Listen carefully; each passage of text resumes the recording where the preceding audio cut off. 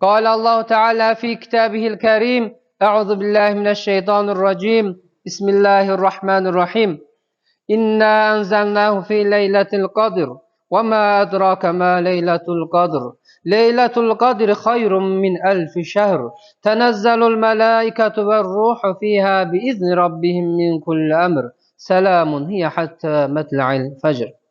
Möhtərəm möminlər, bugünkü xütbəmiz Qədir gecəsi haqqında olacaq. Allah Cəllə Cəlaluhu Qədir surəsində belə buyurur: Həqiqətən biz onu, Qur'anı Qədir gecəsində nazil etdik.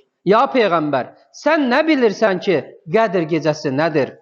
Qədir gecəsi 1000 aydan daha xeyirlidir.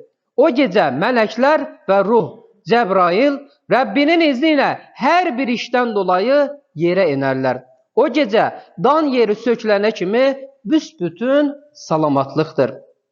Peyğəmbərimiz sallallahu aleyhi ve sellem belə buyurur: Kim inanaraq və savabını Allahdan diləyərək Qədir gecəsini ibadət itaətlə keçirərsə, keçmiş günahları bağışlanar.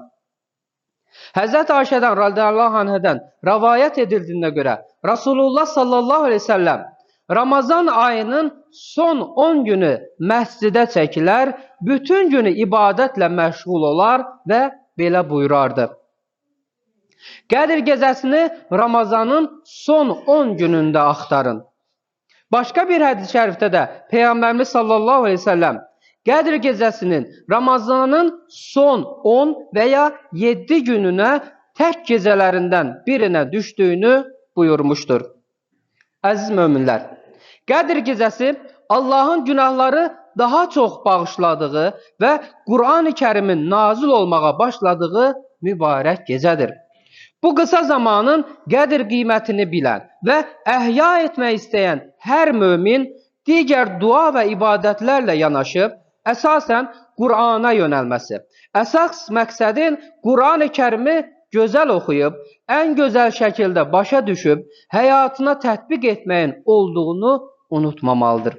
Odur ki, gəlin Qədir gecəsinin vəsiləsi ilə Qur'an-ı Kərimin hidayətə və həqiqətə dəvət edən ayələrindən bəziləri üzərində birlikdə düşünək. Bil ki, xalis din ancaq Allaha məxsusdur. Zumər surəsi 3-cü ayət. İnsan əbəs yerə yaradılmayıb və yaradıldıqdan sonra öz başına və sərgəndar buraxılmayıb. Bu həqiqəti dərk edən hər bir müsəlman yalnız Allaha bəndəlik etməli, ibadətlərində, davranışlarında ixlas və səmimiyyətlə davranmalı. Hər cür riyadan, təkəbbürdən və lovğalıqdan uzaq olmalı. İbadətlərində davamlı, rəftarında əxlaqlı və səmimi olmalıdır. Sənə əmr edildiyi kimi dopdoğru, düz yolda ol. Hud surəsi 112-ci ayət. Hər bir müsəlman həyatın hər sahəsində əziz Peyğəmbərimizin, Həzrət Muhammed sallallahu aleyhi ve sellemin nümunə götürməli və onun kimi dürüst olmalı, doğru yoldan, haqq və həqiqətdən əsla ayrılmamalıdır. Yalanın, iftiranın və xəyanətin imanla əsla bir yerdə olmayacağını unutmamalı, dürüstlükdən heç uzaqlaşmamalıdır. Allah sizə əmanətləri öz sahibinə qaytarmanızı və insanlar arasında hökm etdiyiniz zaman ədalətlə hökm etmənizi əmr edir. Nisa surəsi 58-ci ayət. Canımız, malımız və ailəmiz bizə əmanətdir. Bizi əhatə edən təbiət, torpaq, bitki örtüyü, su mənbələri və heyvanlar da bizə qoyulan əmanətlərdəndir. Yeryüzünün ədalətlə, xeyirxahlıqla idarə və abad edilməsi də bizə olan əmanətdir. Həqiqi müsəlman ədalətlə davranmalı və əmanətləri sahiblərinə geri qaytarmalıdır. Ey iman gətirənlər, əhdlərə sadiq olun. Maidə surəsi 1-ci ayət. Mömin şəxs güvənilən və etibarlı insandır. O, vəd verdiyi zaman sözünün üstündə durmalı.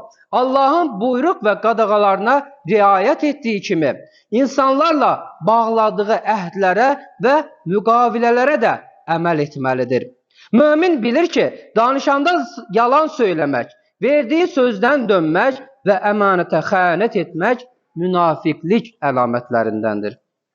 Ey iman gətirənlər, qarşılıqlı razılıqla edilən alış-veriş müstəsna olmaqla, bir-birinizin mallarını haqsız bəhanələrlə, haqsız yerə yeməyin və özünüzü öldürməyin.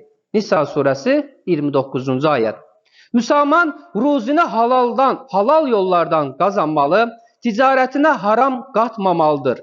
Oğurluq, rüşvət, sələmçilik, faiz, qumar, saxtakarlıq və fırıldaqçılıq kimi yanlış yollara yönəlməməlidir.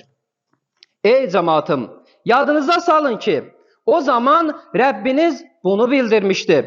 Əgər mənə şükür edərsəniz, sizə olan nemətimi artıracağam.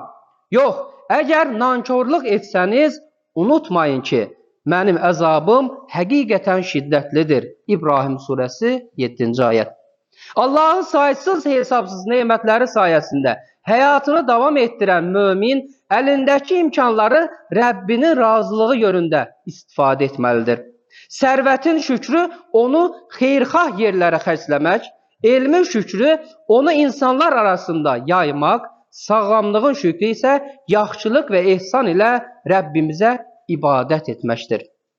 Ey iman gətirənlər, Allahdan qorxun. Hər kəs sabah üçün nə etdiyinə, axirət üçün özünə nə hazırladığına nəzər salsın. Həşr surəsi 18-ci ayət. Müsəlman şəxs bugün nə əkərsə, sabah axirətdə onu biçəcəyini unutmamalıdır. Əlində fürsət var ikən, axirət yurdu uğrunda çalışmalı, əbədi qurtuluşa çatmaq üçün Qur'anın müəyyən etdiyi yolda addımlamalıdır. Müsəlmanın əsas hədəfi axirət xoşbəxtliyi olmalıdır.